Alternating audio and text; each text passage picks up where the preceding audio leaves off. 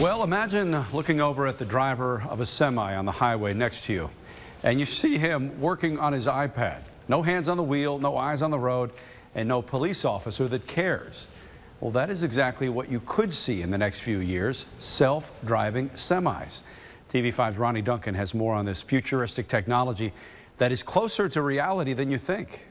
Long days and nights on the road for truckers has been a way of life. However, new technology could be changing that with this first autonomous 18-wheeler. See, things are about to change, if you know what I mean. This is the way we conventionally drove. But according to the new plan, I become the passenger and the truck rides itself. Although that might seem like a little stretch, it's not far from the truth.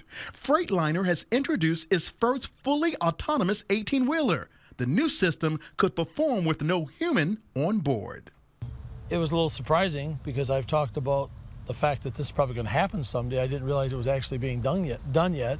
Dan Van Mullicum is an instructor at Driving for America in Saginaw. He says this definitely is a sign of things to come. If in the long run it makes trucks safer, who could be really against it in the long run?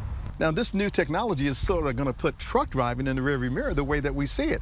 But you believe it's going to help out younger drivers to attract them to trucking. I think it's exciting for the younger generation. Guys my age, we don't necessarily like a lot of change. You were telling me you've been driving a truck since 1983. During that time, you've been a Teamster. How do you think the union is going to react to this? I don't think it's going to eliminate anybody from what I read. It's going to just create a different class of person. Perhaps with that being the case, Willie Nelson might have to rename his trucker's anthem from On the Road Again to Never Alone on the Road Again. In Saginaw, Ronnie Duncan, WNEM, TV5. Now, earlier today on Facebook, we asked how comfortable you'd be driving on the same road as a self-driving semi. Well, David says it's safer than an overworked trucker being impatient.